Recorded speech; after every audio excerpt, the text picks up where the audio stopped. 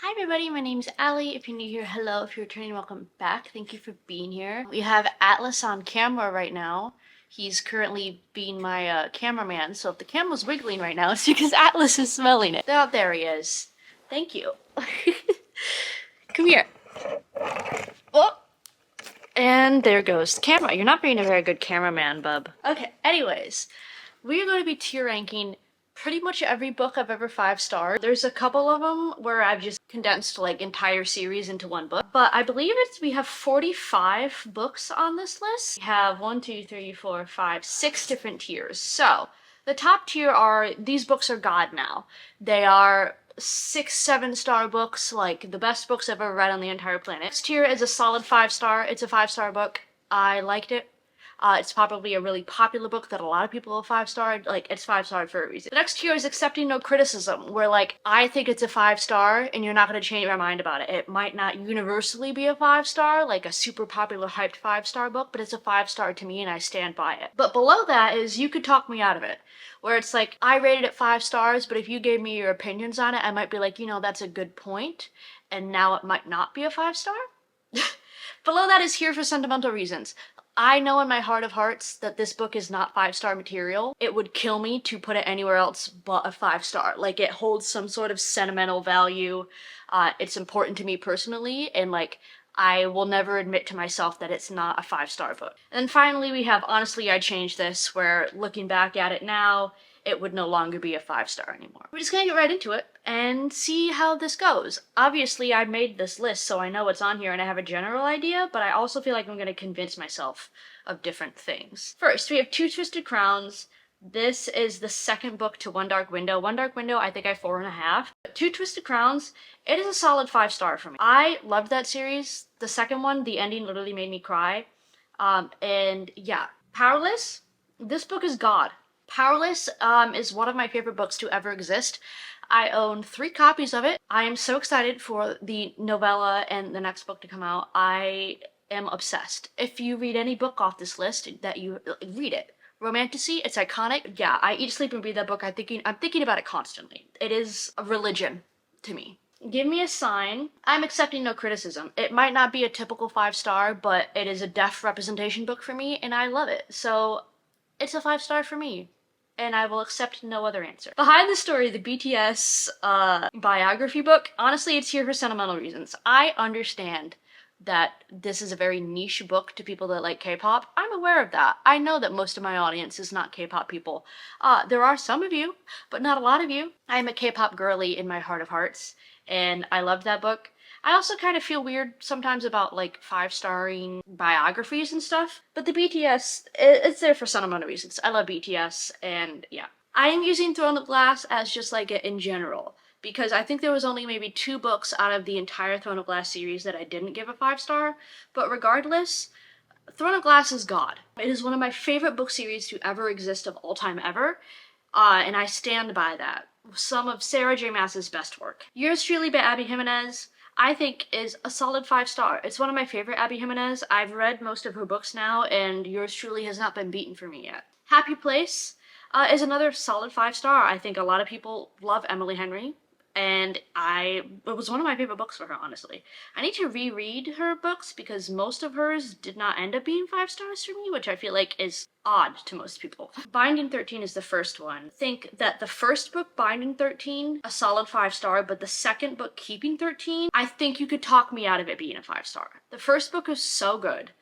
The second book was also good. Like, I 5-starred both of them, but I feel like people had more opinions about the second book than the first one. And I think if I heard some alternating opinions, you could talk me into it being like a 4.5 or something. Icebreaker is a solid 5-star. It was one of my favorite reads of 2023. Is it the best hockey romance in the world? No. But I think it's iconic, and I love it. It happened one summer. You couldn't talk me out of it. I'm gonna put it in accepting no criticism. I have come to the conclusion that for me, Tessa Bailey is like a one-book wonder. Happened One Summer and Hook, Line, and Sinker, probably some of her only books that I actually liked. I've read a bunch of other Tessa Bailey books and I like DNF'd them or didn't like them. For whatever reason, Happened One Summer and Hook, Line, and Sinker like popped off for me, but the rest of her books are not great. I'm accepting no criticism on these books specifically. All the other books of hers that obviously didn't make this list, yeah, I don't know. I'm not accepting criticism on this book. It means a lot to me. The Ballad of Never After, this is specifically the second book in the Once Upon a Broken Heart. And to me, that is a solid 5-star. The second book is my favorite.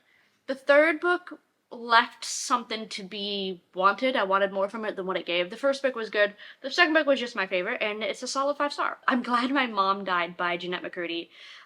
Accepting no criticism. That is a very trigger warning heavy book, and it wasn't for everybody, but I genuinely loved it, and I thought it was a beautiful story.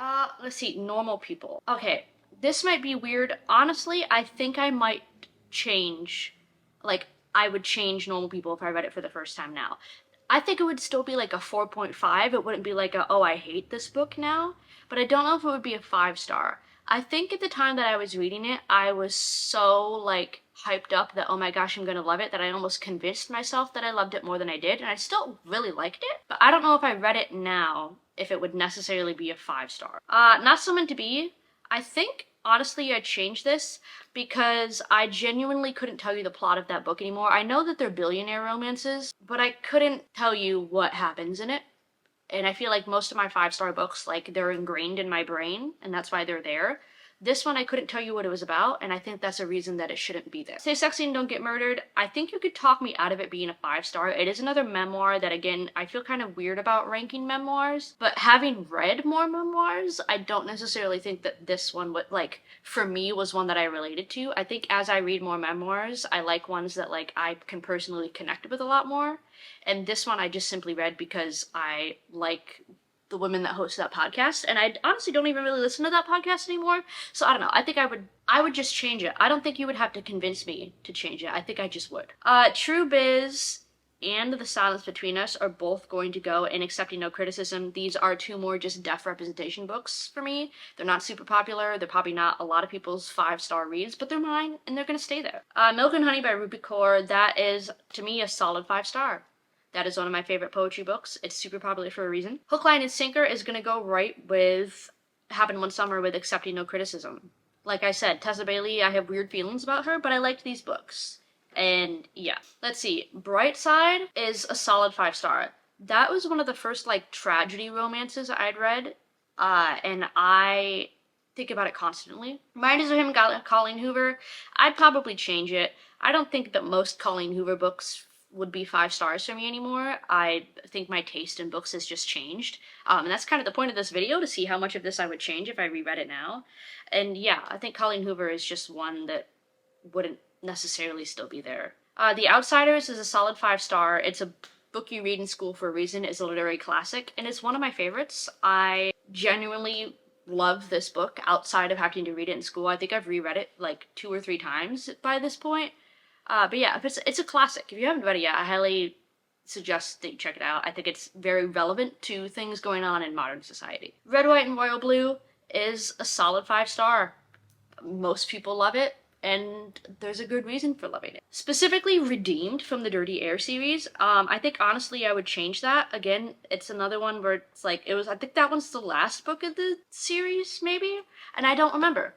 If I can't remember what it's about or where it happens or, like, the plot of it, it shouldn't be on a 5-star list. Daisy Jones and the Six, that is a god tier book. I love Daisy Jones and the Six so much. It's incredible. I'm obsessed with it. I can't get enough of it. I love it. The Hating Game, I feel like if I read it today, I would change it. I feel like I've read a lot more romance books now, and it just wouldn't be my taste. I think at the time, for me kind of just breaking back into that genre, it meant a lot, but I don't think so anymore. All Roads Lead Here, random, but it's a god tier book.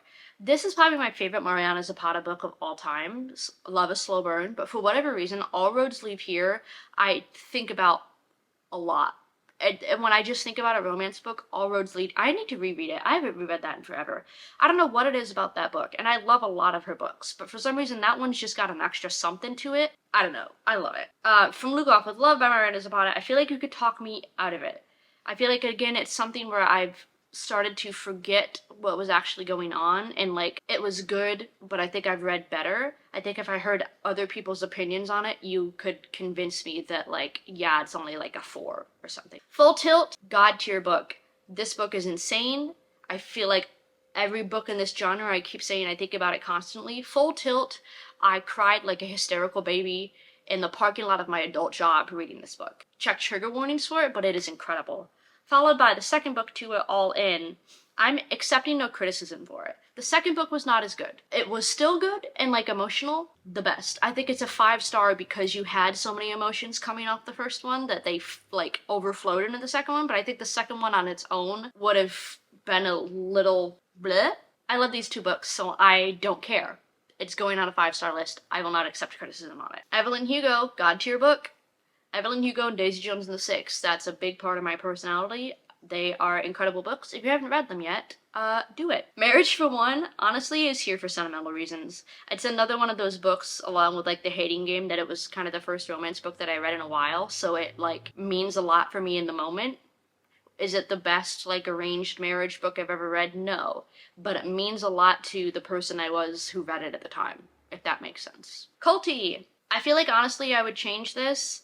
Culty just wasn't... Culty was my first Mariana Zapata book I ever read. I had nothing to compare it to, but having read more of her books, it wasn't my favorite. I still liked it. It would probably be like a 4-star or something. The Heart Principle, I feel like honestly you could talk me out of it. The Heart Principle is one of the only books by this author that I genuinely liked. I think the other one is The Bride Test and The Kiss Quotient.